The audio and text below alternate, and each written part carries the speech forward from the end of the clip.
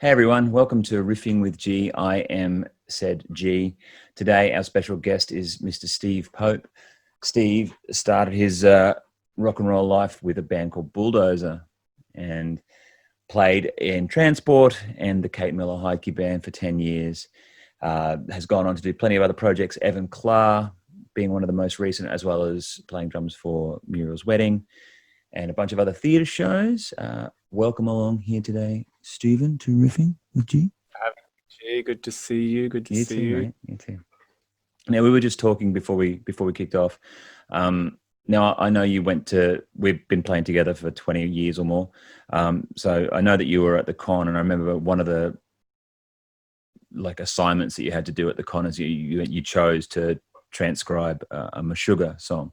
So you spent a lot of time in the world of anyone who knows kind of heavy music understands how complex the Meshuggah arrangements are.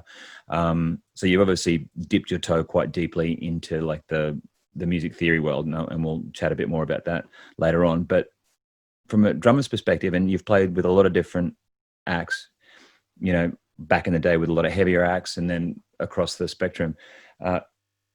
How do you think about approaching the idea of using the chops and all of the knowledge that you have on one hand, and then balancing that by with leaving space and finding like the right part for the song, as it were? It's taken me a long time to figure that out. And I think in the beginning, I didn't know about that. As uh, in my early days, my early bands and like high school bands and Bulldozer and um, other bands I was playing in the 90s, that just didn't cross my mind at all. Like it was like, gotta make the like, gotta like make the most like difficult part, and like that's cool, and that's like what good music is. That's how you. That's what makes a good song, right? And so, and I think that was just because of, um, I guess how I like fell into playing music um and the kind of music that I was listening to that inspired me. Like it was Living Color was one of my first big influences, and like that musicianship with those guys in that band is just like phenomenal. Like I remember watching the um live from CBGB's, like the video from that or whatever. It was just like that they would overplay to the max. It was just so exciting and so cool. And I was just like, I just want to be like those guys and fit in all the notes that I could possibly fit in. Um, and I guess like probably one of the first times where I kind of got pulled up by someone was when I was rehearsing with a band called Zoorastia in Brisbane, which is Quan from Regurgitators, one of his old projects. And I was rehearsing with those guys. And I was scheduled to do maybe some shows with them, but it just didn't work out because I was doing gigs with Bulldozer and it all clashed. And I remember rehearsing with those guys and working on parts, and he pulled me up after a song and he's like, "Do you listen to the vocals like when you play?" And I was like, no." And he's like, "You should you should listen to the vocals." And I was like, "Oh yeah, okay, probably should."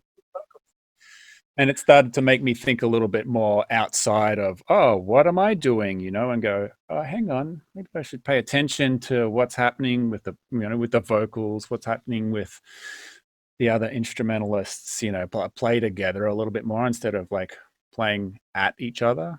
I remember that was another thing from like a high school like rock band competition, where the feedback on it was like, you guys need to play with each other and not at each other.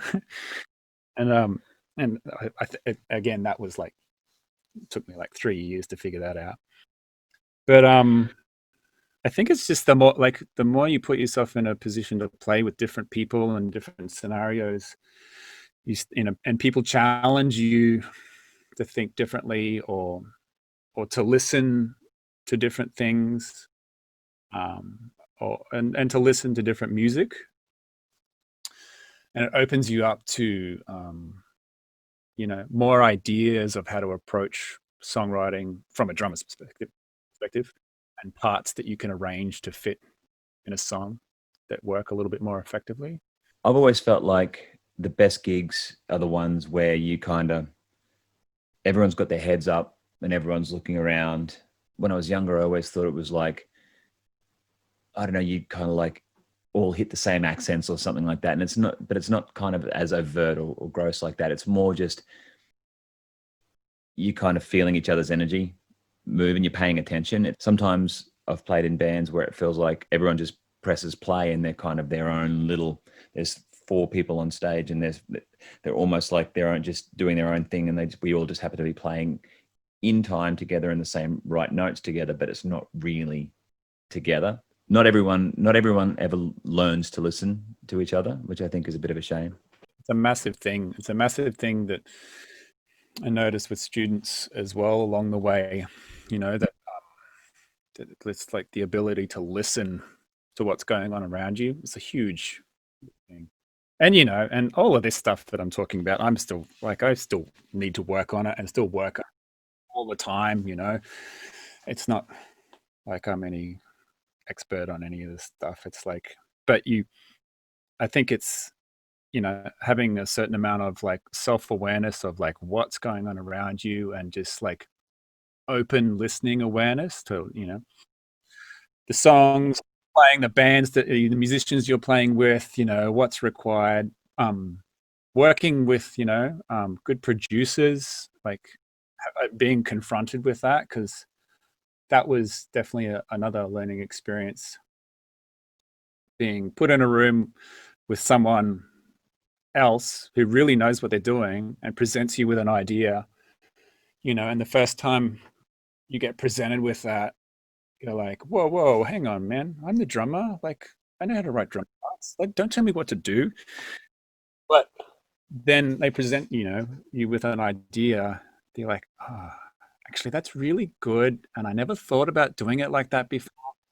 And you're like, wait a second, I should, instead of me being in a band and always thinking that I know how to write the best drum parts in this band or in this session or in this environment, that you're like constantly surrounded by great musicians and they will probably have really good ideas for you to play and you should try them. And it gives you, a new idea or a new perspective on how to think about approaching writing parts for that particular song or songs in general. I really feel like that's I hate playing the old man card, but I feel like there was a point that I crossed sometime in my maybe 30s or something like that, where the amount of notes that I could play stopped being so important, because I grew up on Billy Sheehan and Mr. Big and all these kind of super shredders, and I always felt like in the bands my first bands, that I was always kind of the weakest link, because I was the one that couldn't shred as well. And I could never describe, I knew there was something about a drummer who couldn't keep the same kick drum pattern from bar to bar, but I didn't know how to kind of describe why I felt like that wasn't right, because he could do so many double kicky things and weird things. I'm like, well, I can't really tell this guy that he can't play drums, because clearly he knows all this stuff. But then at some point, and maybe it's like, I don't know whether you find this in your life in general, but that sort of your ego gets a little bit less powerful as you get older. Maybe a little bit, you start to realize all the things that you don't really know in life, and so you start. Whereas when you're a kid, you're kind of so self-assured. You're out there like, no, and then you get older and go, oh, that's right, I know nothing. Yeah, it's a classic thing of like, the more you play music, the more I play the drums, like the more I'm like, oh man, I have no idea what I'm doing. It's well, then you're it just, your eyes get wider and wider and you're just like, oh my God, like you get put in more and more positions where you're like, I really need to work on that. I didn't. I thought I was a fully fledged musician by now, but no, I've still got to. Oh, man. But that, I mean, you clearly have a commitment to a lifelong learning. I know that I'm not sure how it's been going recently, but certainly when we were hanging out, you were still getting regular lessons from people that you clearly looked up to, and I guess that's part of the ego thing as well. Yeah, I mean, and it's just part of I don't know, being curious about the instrument and the craft, and I suppose, and being a teacher as well, like, and that blended with like just the brutal world of social media where you like all these people who play all this incredible stuff and you're like, oh my God, I can't do that. How do you do that? I don't know how to do that. And so that's you find new players and new inspiration and people, and the thing is you can connect with these people these days. You can go, man, I really love that player who lives on the other side of the planet, and you go, oh, I'm gonna message them and organize a Zoom lesson or whatever. Because they need to work as well, and they're not like the rest of us. Oh, and especially during the whole COVID thing, like so many players who probably weren't really into teaching or haven't taught much, or like, oh, I'm doing lessons because I've got no gigs, and so it's like all of that information and all of that knowledge is there if you want to access it, and if you could afford to pay for it. Sometimes some of those teachers are pretty expensive, but it's just yeah, being curious about what other people are doing, how they approach things, and just like and I think that's like the beauty of like playing an instrument is the lure of like always wanting to be better, and that there's always something new and interesting that you can learn and do on the instrument. And even if it is like learning how to play something simple but make it sound great, or the technical stuff, or for me, like technical facility, studying with players who have incredible technical facility, or are those sort of outliers that do that, like you're like see them play and go, how can a human actually play like that? And for me as a teacher, is like, I want to figure out how they're doing that so I can maybe help my students with it, or take that on for myself as a player, or find something new that some teachers and players haven't been thinking about before, because that's what you see a lot these days. There's a lot of players who are doing some incredible stuff technically, and it's really interesting to sort of dig deep and go, maybe I'm gonna get their course, or like or book in a lesson with them and pick their brains about what they're doing or how they're doing it, and again, so you can either take it on board or pass it to your students, or just go, actually that doesn't work for me, or it might not, or I don't think it's going to work for me or my students, whatever.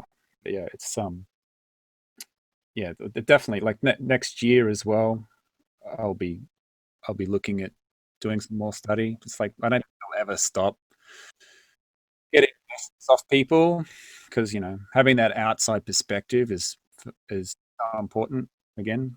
Yeah, I think I dipped my toe in jazz ages ago now, and there were certainly many things about it that wasn't really for me. And I've spent a little bit of time doing some reading, and I've taken some things that I can take from it, maybe some more advanced harmony concepts or something like that. But stylistically, I'm not really interested in playing that style of music. So I kind of, you wade in, you take a little bit from what you want, and you go, oh, now the movie that explains maybe, like the band Toto, for example, they've got their harmonies a little bit more complex, or his guitar solos are a little bit more jazz influenced. So you can go in, you can have a bit of a play around in the water, you can have a listen and go, oh, cool, I understand what's going on with that sound or that sort of thing. But I don't, it doesn't really reflect the kind of music that I want to create, or the one that I want to play regularly. So you can just take what you need.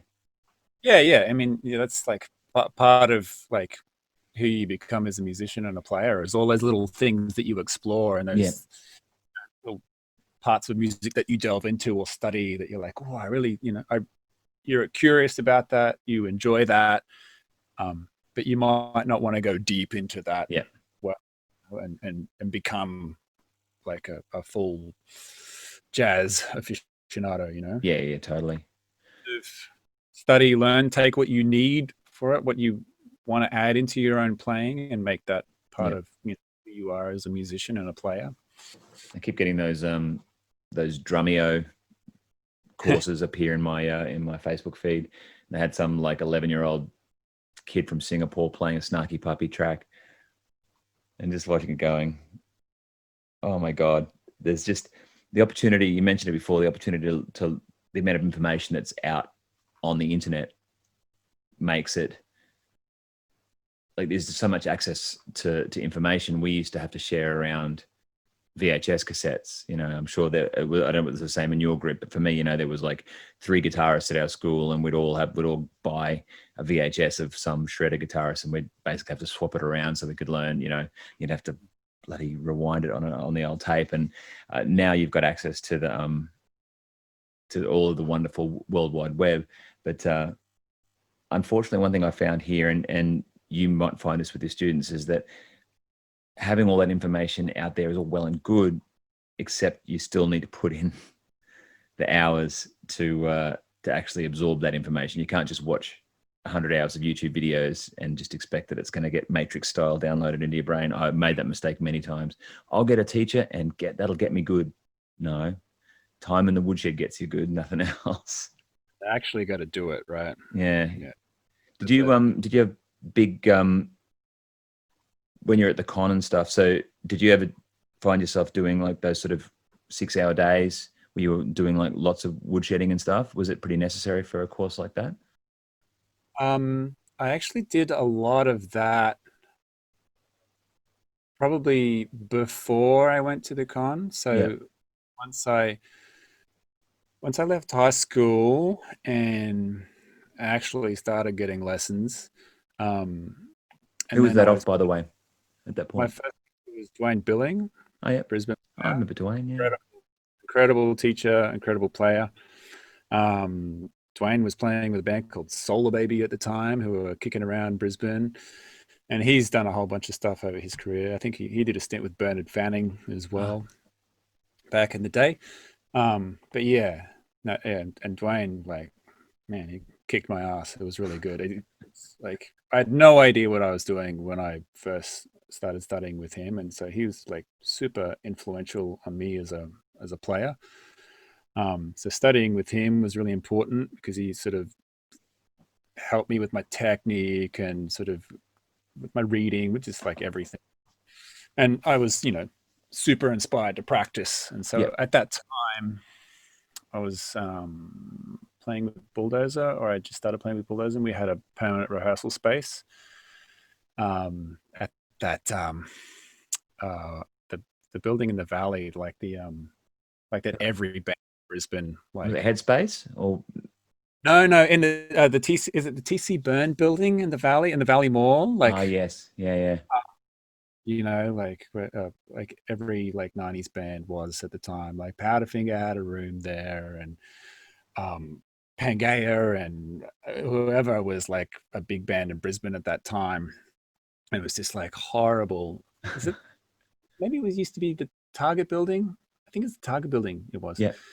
It's like derelict like building, and I don't know who ran it, but it was like full of bands who were just hiring these permanent spaces. And so we had a space there, and so I would just like do my part-time job in the morning, and then head to the rehearsal space in the afternoon and just like practice for as long as I could, 4 or 5 hours, and then Before. the band rehearse at night. And so from when I was like, I don't know, 18, 19 to like when I started the con, because I didn't start at the con until I was 24. Yeah. So like 5 or 6 years, I was like practicing as much as I could, taking lessons with Dwayne, playing in bands, playing in Bulldozer, playing in as many bands as I could. Like, did you start doing covers around that same time? Yeah. So I was doing, because that would have been 94, 95? Yeah. And I would have been, I would have just done some fill-in covers work then, and then started to do a little bit more regular work maybe in 97 or something like that. So I was just doing like filled in for Dwayne a couple of times when he couldn't do a show. I had a double booking, and that sort of got me to meet a few people. Got to meet Leroy. Oh, yes. Because Dwayne was playing with blah, blah, blah, blah at the time. Okay, cool. So I got to do some fill-ins there. And then just like, started to open up that network. And then by my first full-time covers gig was with you and Crofty doing all this thing. So that's when I started to do like regular work like that. Yeah. But when I was at the con, I started with Loose the year before I went to the con. Yeah. But at the con, I actually didn't practice as much as I would have liked, like all my students say. And because I was just too overwhelmed with trying to keep on top of the music theory content, the history content, doing 3 or 4 nights a week with you guys. And late nights too. Yeah. And teaching, because I started teaching in 98. And that's how I got the gig with you guys, was through Dean, because I was teaching with Dino. So he recommended me for that gig. So when I was at the con, sure, I was, I needed to, and I tried to practice as much as I could, but I was like flailing, try and keep not only the music theory content, doing assignments and all the rest of it, but also like being in a jazz school environment, because that was like horrifying. Whiplash. Oh boy, yeah, it was hard work, because I was in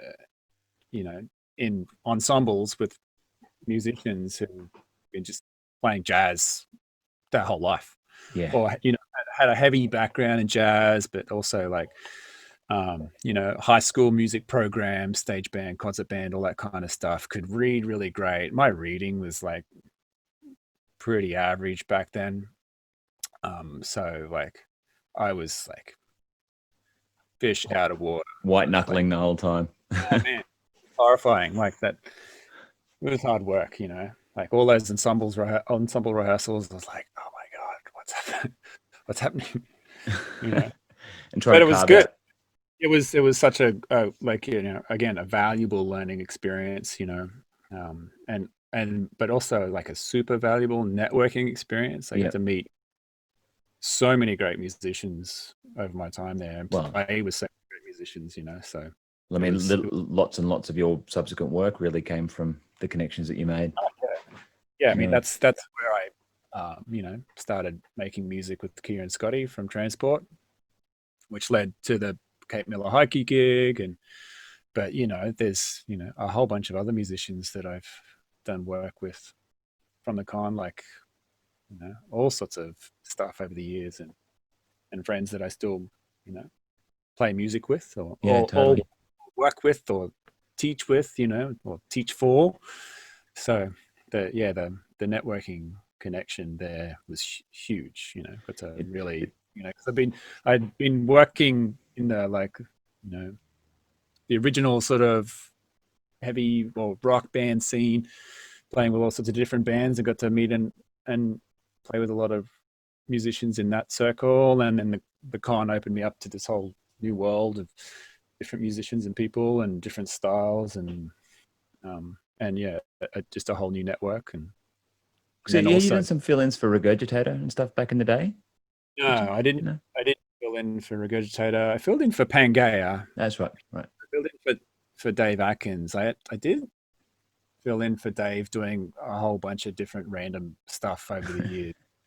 That was like because Dave Atkins was like in that time in the 90s was just like the go-to drummer in town for, you know, all the original sort of rock bands and pretty much anything. And so he would have like 4 gigs in a night with like 4 different originals bands around town. And so he'd be like, oh man, like, you know, can you do this gig or can you fill in for me doing this? Well, okay, sure.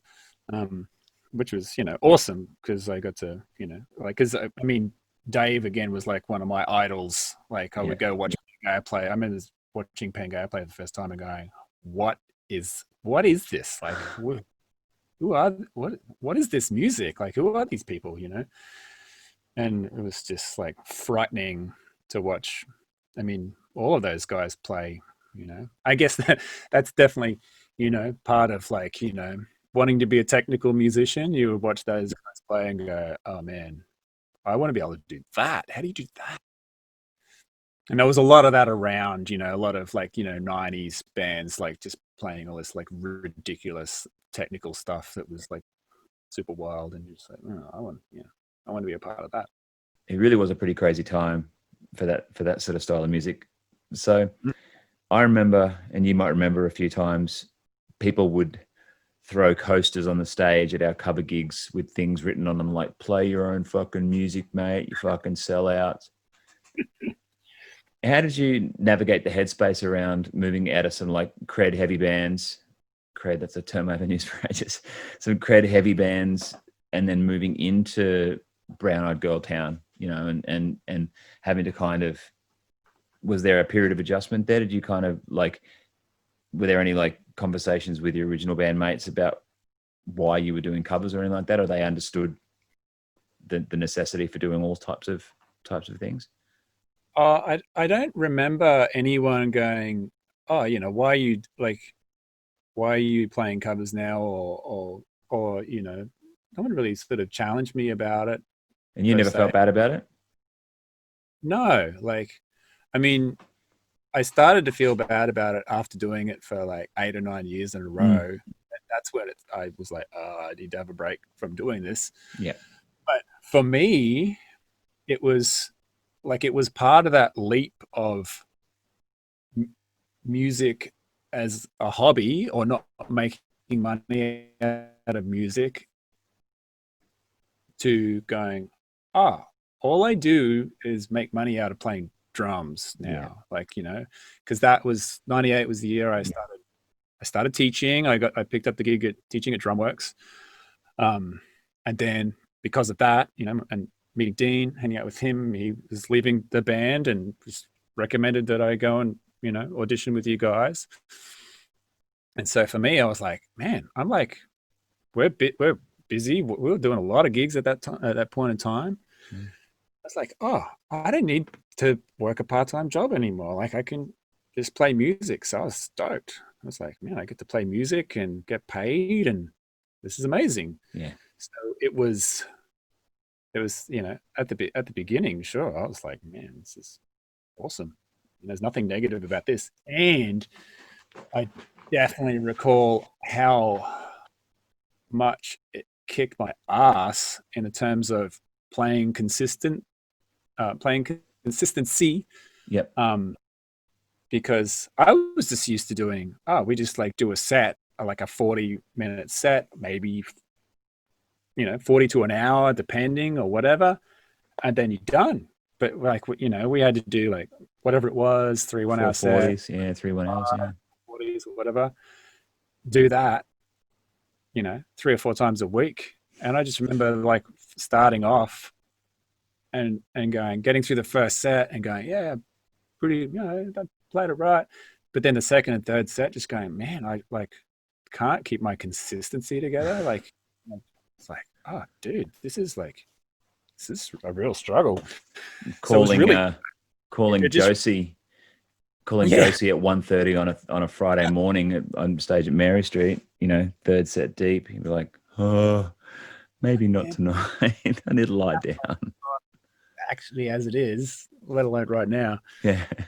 That was really good because I was like, I need to be able to, like get through a gig and not just fall into a heap because like I don't have the stamina or even just like, mental focus and concentration and just generally playing consistently well. Yeah. Like, and doing that, having the repetition and taking the pride into going, I'm going to try and play these songs well, Yeah. not that I probably did that as much as I should have, like I think it got to a point which you'll probably remember of, maybe not taking things seriously at times, but slippery slope that I slid down every now and then. You guys and your thing.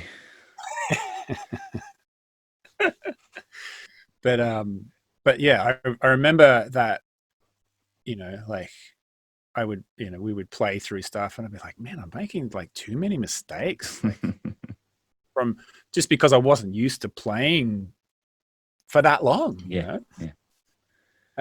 So yeah, that was again a really positive thing about that. It's like just playing, doing heaps of gigs. Of course, it definitely, as you would be familiar with, it becomes a grind. It does. Yeah.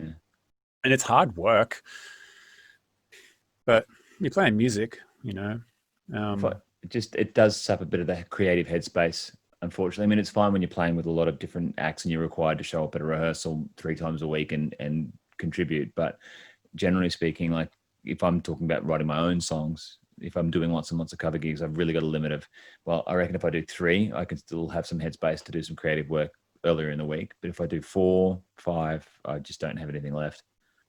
I think it's different for creatives and songwriters. I don't really consider myself to be a songwriter. I'm like, I've been in original like creative projects like in that are original and have songwriters in them, and maybe I might be like, oh yeah, here's my like idea, but like it's different, I think. If you're a songwriter and you're doing that covers thing and doing a lot of work in that, I think it would definitely mess with your headspace about being creative, writing songs, and having a bit of separation there. I think it would be hard. I think for like a drummer who's like, I don't, like I said, don't consider myself to be a songwriter. I think I found it to be okay. Like I think it was like the workload sometimes was challenging, but not more physically than creatively. And in a way, I think it sort of helped me creatively, because you have to play other people's parts and you have to learn, you play songs, you're like, I would never play a song like this or play a song in this song in this way, So it's like, each song is like, having a little mini producer going, oh, you got to play it like this way. Like, okay, cool. And it makes you play a different thing and you're like, oh, I can take that idea and put it into my own playing. That's what you can do as a drummer. You can steal everyone's moves, and go, oh, I really like that part. I never would have thought about playing it like that. Or cool, I'll take that on board. But yeah, definitely different. And I've heard people talk about that sort of other musicians who are songwriters who have done the covers thing, and they're just like, I just can't do it because in terms of like being able to flip the switch or they find it very difficult to be able to do both. Well, I've been trying to, and it sort of relates to what you were saying about learning the parts. When we did Simone's wedding, you said something sage about when we were playing Sweet Home Alabama, and it was something about treating the concept of music with respect. Something about like you, and I don't know whether it was, and I hope you can clarify, I can't recall whether it was like about your respect for yourself, respect for the people who wrote the song, respect for the audience, maybe a little bit of everything. But do you remember that? Do you remember that conversation? Yeah, I mean, it was that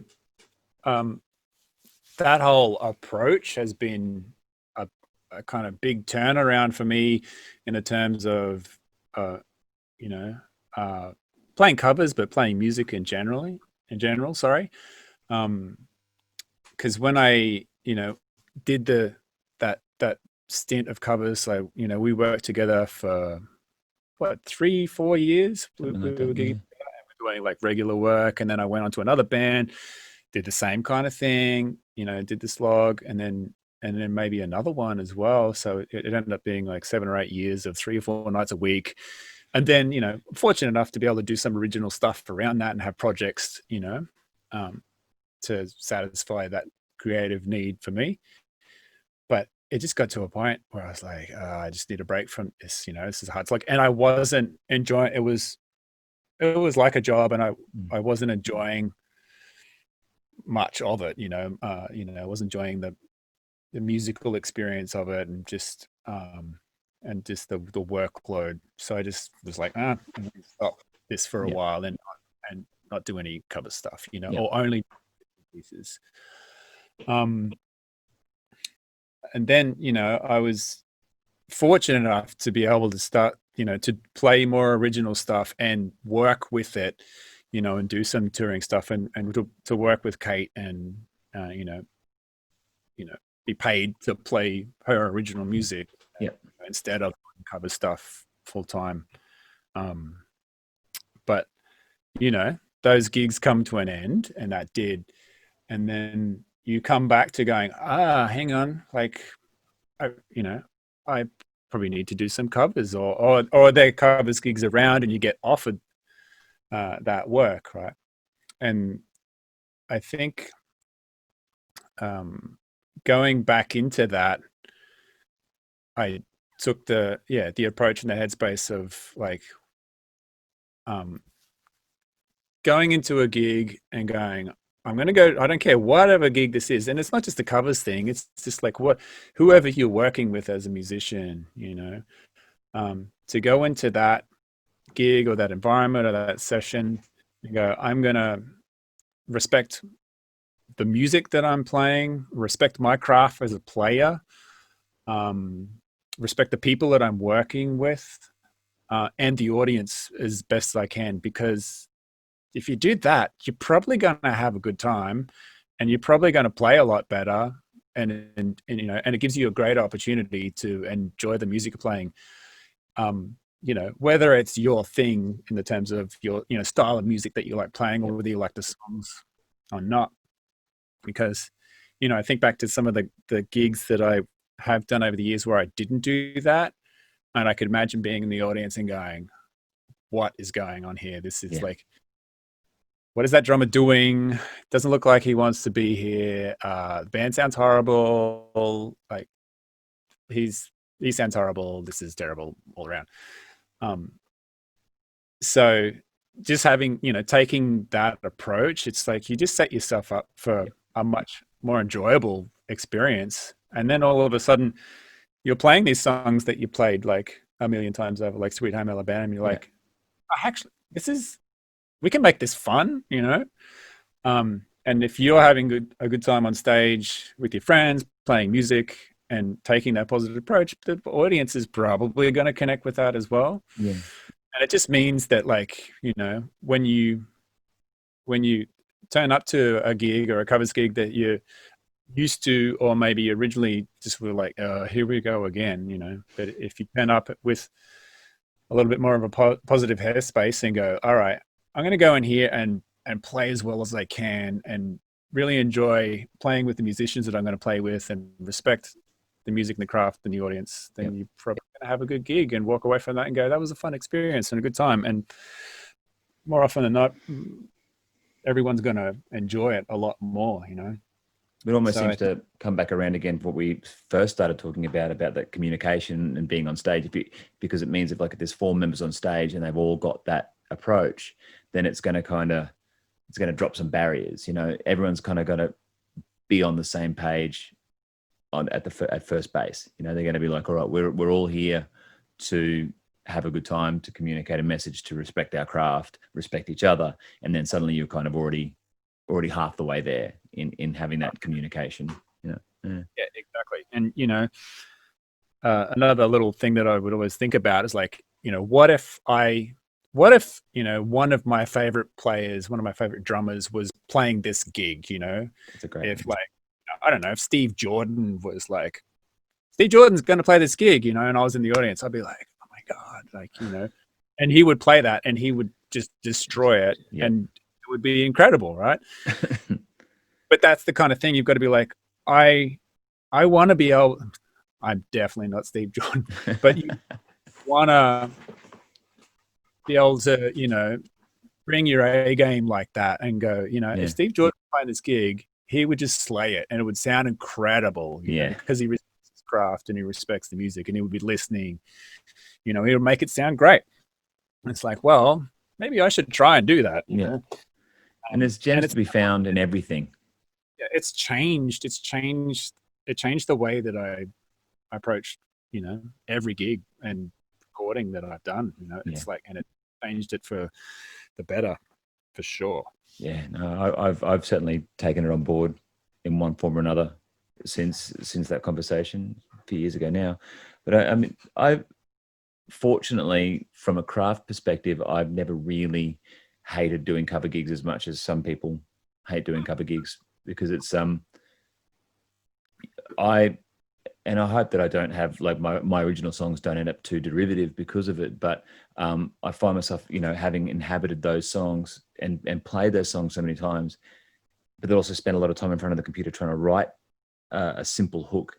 And I think about something like Blister in the Sun, and I'm playing it and I'm in the middle of the sound of it, and I'm just sort of like, I'm slowly clapping violin pens going, well done, boys. You've just taken four or five notes and you've put them together in a way with a not very complex lyric, and you've made a song for the ages. Like, well done. I will go back to my humble little abode and I will try and learn the lessons that you teach. And, you know.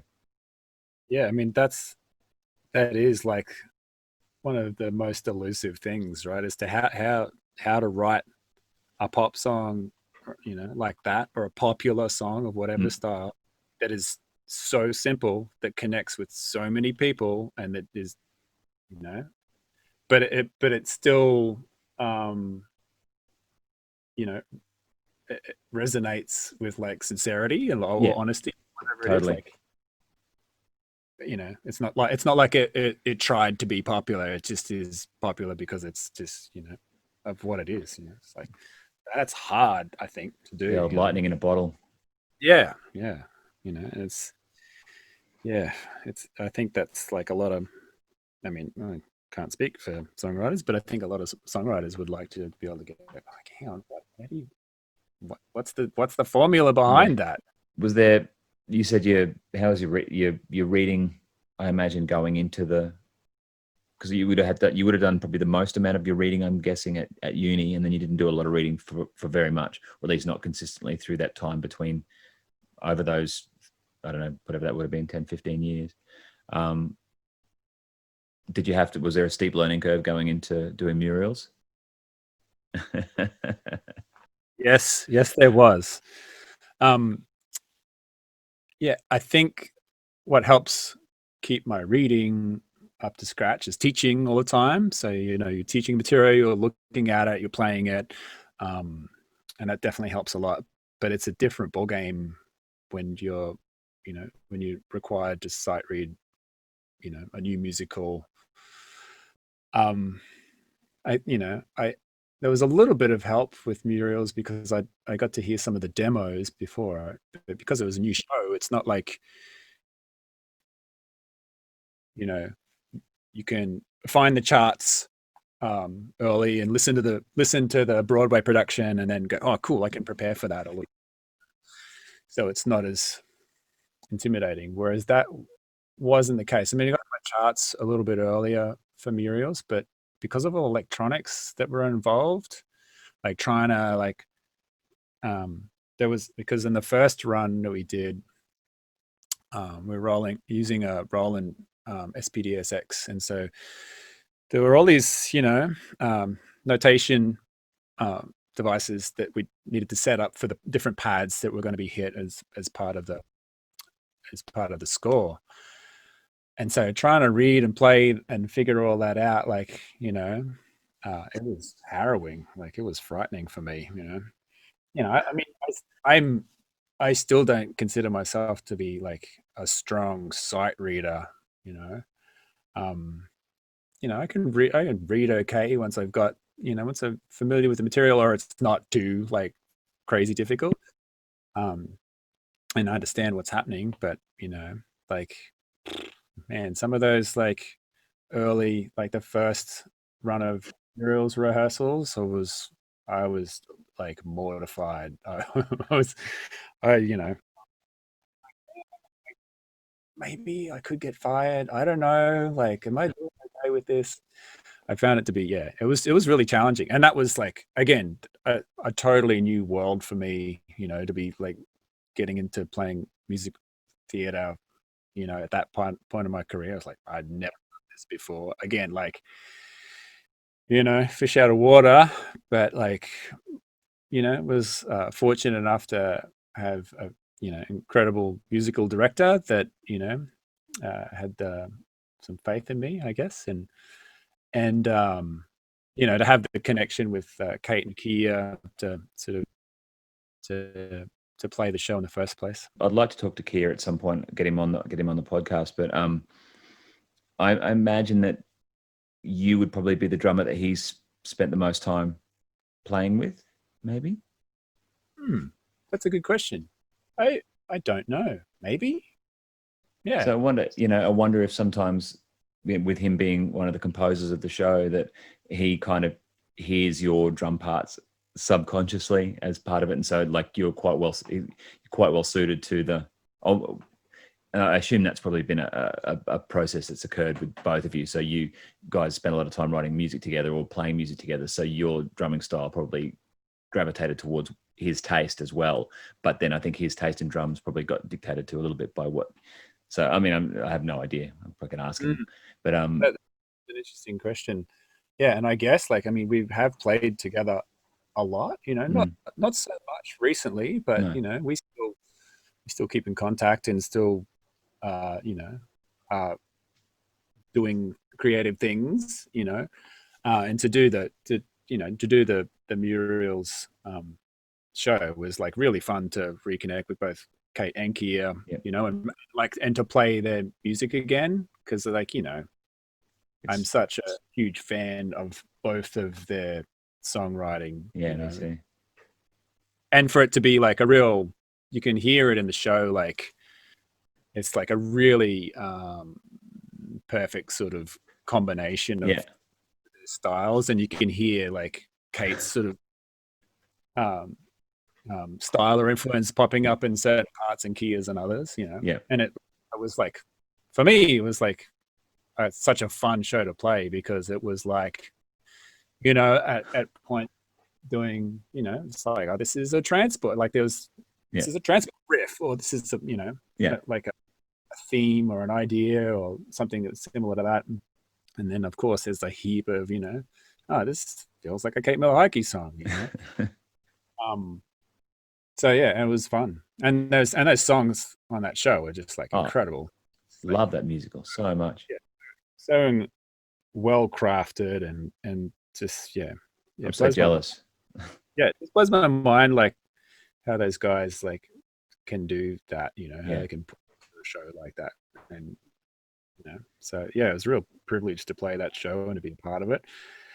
And and to be in that environment, play with those kind of musicians, and to be put in that, I guess, a pressure environment for me, at least, something that I haven't done before. And to be like really challenged by it, and to like come out the other side. I think all quality musicians really respond to that. I mean, because to me that sounds scary as hell, but also like I'd love to do it because I have confidence in myself to be able to come out the other side and be able to pull it off. But we sometimes get, you know, especially when you're working regularly and you sort of, your skill set stays, you've sort of expand to fill the space that you're in, right? So you kind of, you got the technical skills to kind of play the cover gigs and do the original gigs you're doing. But then suddenly you're thrown into this much bigger bubble. You kind of either have to decide to, you know, you have to kind of expand with it. And they're always the points where you're being forced to grow. I mean, I guess it'd be like exercise or something, you know, like you're suddenly being forced to run marathons regularly, and suddenly you're quite surprised that you're now the fittest you've ever been. Like, who would have thought running marathons every day would have made me fitter or something. Yeah, but it was, definitely a huge growth period for me, you know? And that's definitely, you know, one of the things I wanted to do, you know, as a player and a person, like with the move to Melbourne, being Brisbane originally, you know, because I really love living in Brisbane and playing music with all my friends and people that I've grown up playing music with over the years. But it was just like, it just felt like I wanted to move. I mean, I love Melbourne as a city and I wanted to move here. And it's been, you know, like super challenging, but that's what I wanted. You know, I needed to be challenged to be able to, you know, set up my teaching down here and to be able to make that work and to be able to, you know, do gigs and work down here. And to just, you know, be able to fall into the musical theater thing that I did for the last couple of years, you know, has been like huge. Like, again, to do something that I've never done before, and that's exactly kind of what I wanted to do. I didn't know that's what it was going to be, you know? But it just turned out that way, and I'm like stoked about it. So good.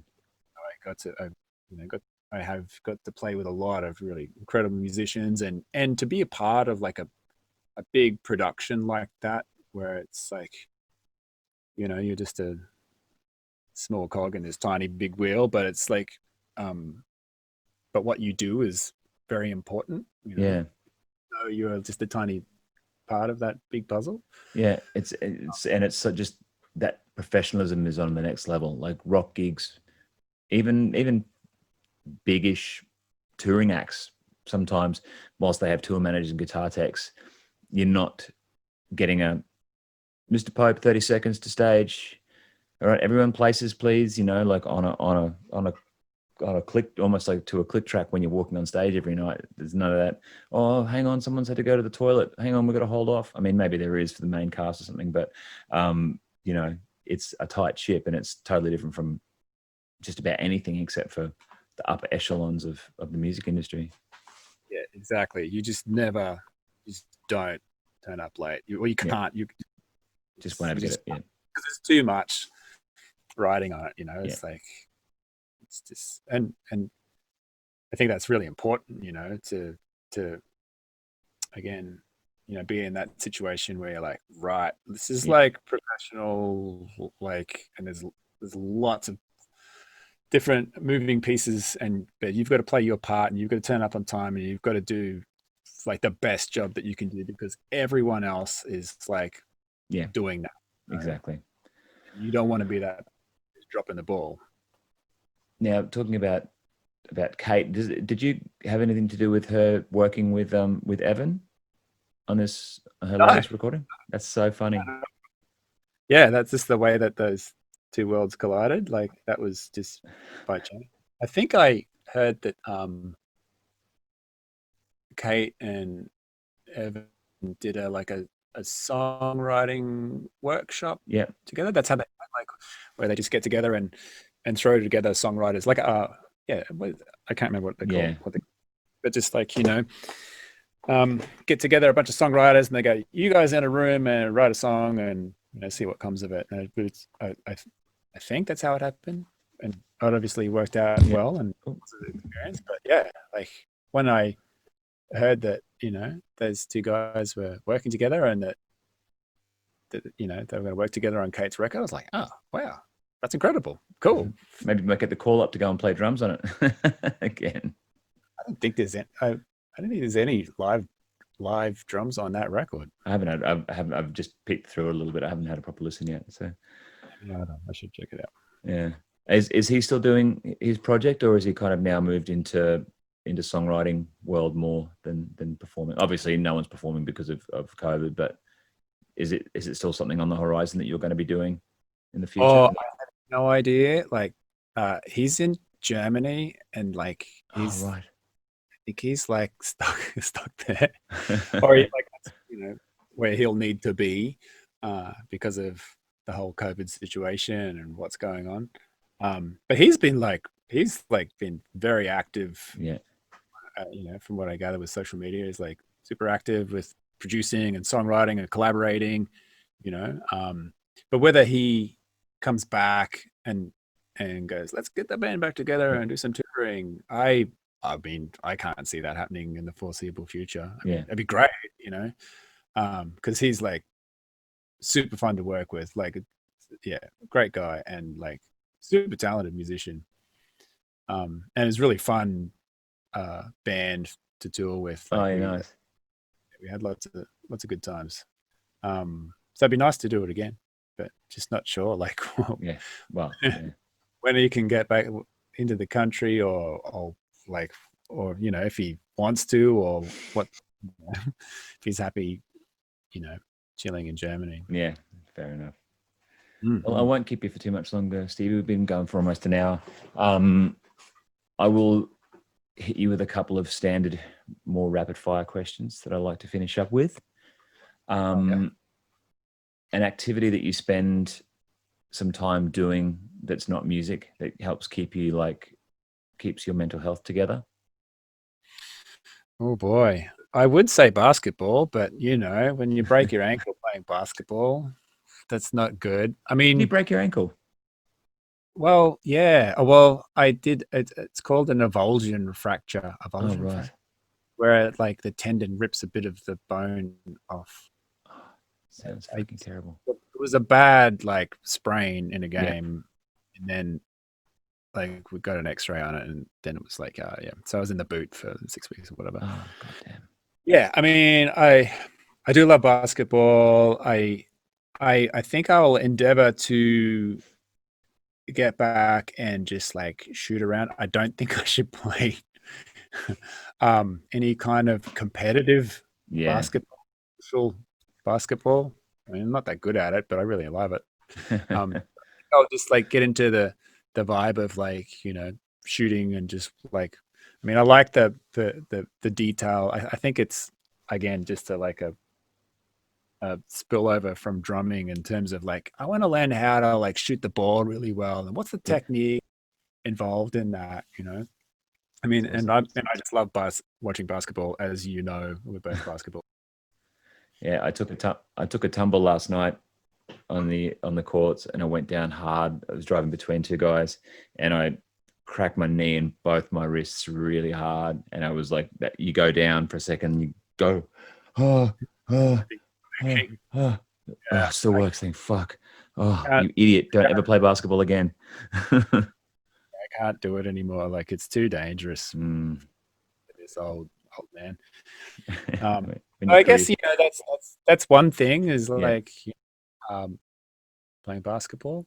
Did you get into sourdough? I noticed your partner put up some sourdough pictures during lockdown. Yes, and I got into eating all of the sourdough. I didn't get into the baking of it. No, Migs is a mean sourdough queen now. All over that. And I have enjoyed eating all of it.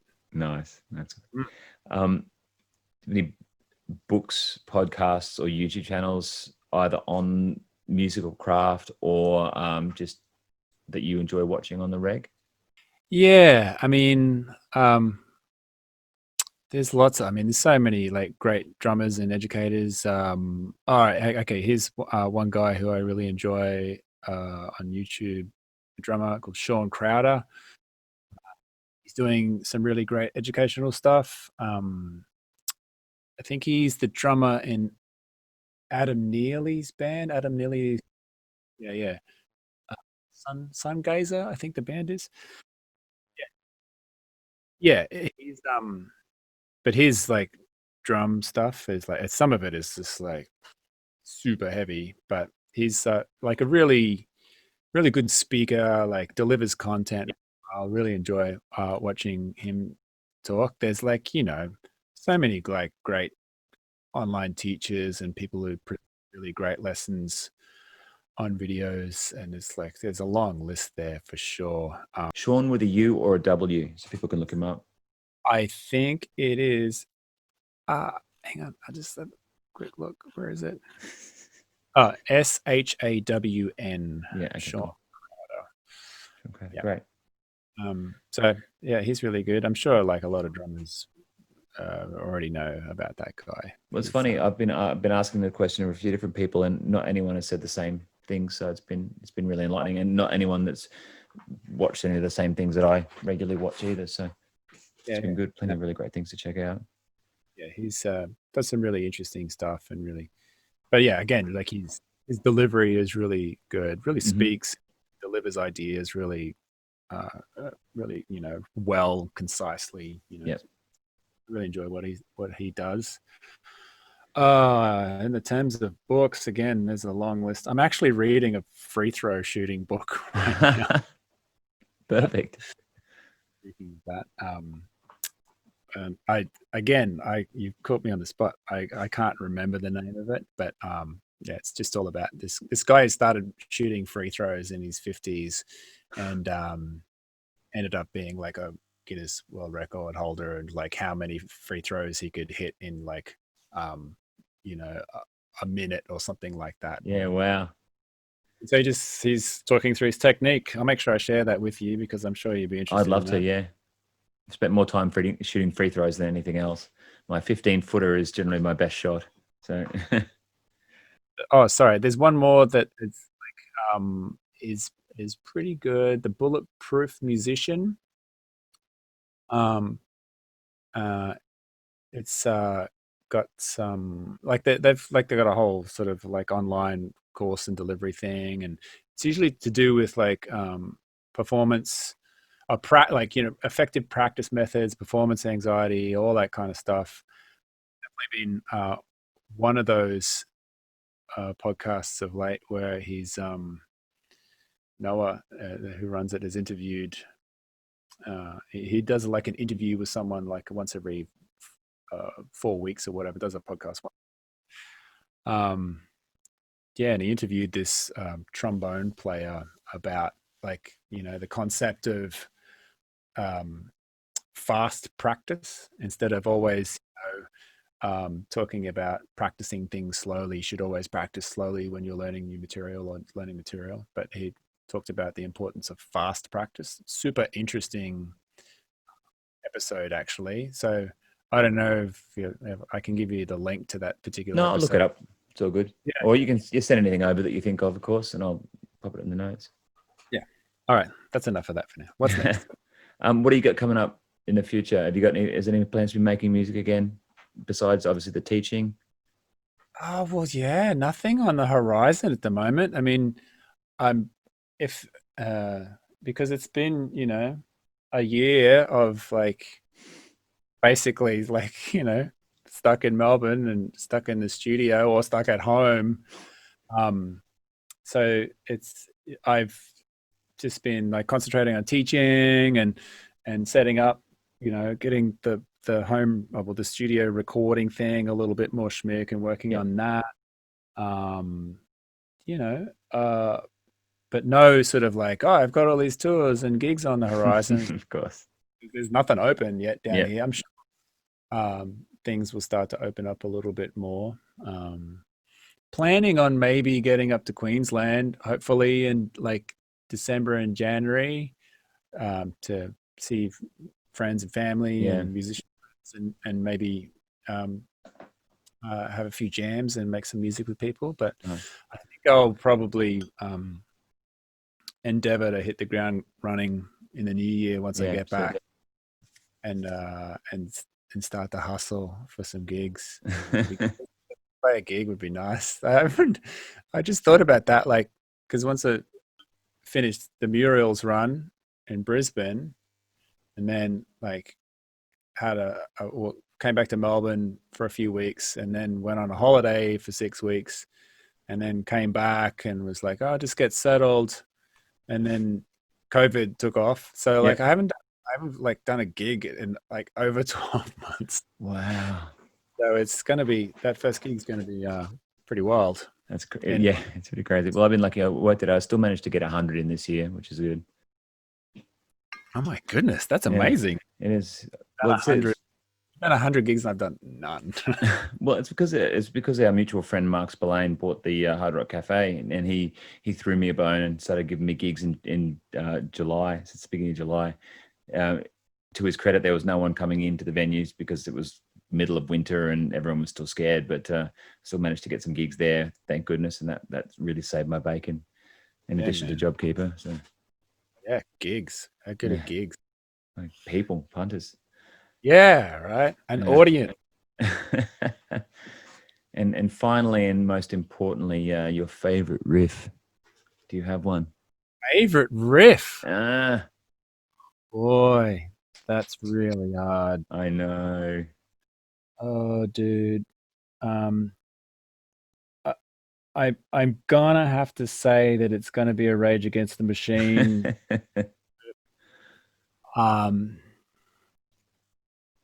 I think it's going to be Bulls on Parade. Two votes when you for that. put pressure on the spot, I think that's what I'll go with. But yeah, I hate that thing of like, your favorite riff or your favorite drummer, your favorite song, because it's like too many good ones, too many like favorite riffs. But that's one that's like, I still hear that. There's still still play that, and you're like, oh, that's so good. Well, thanks for chatting, Steve. It's always enlightening. I like talking to you, mate. It's been too long. So thanks for being on the podcast, man.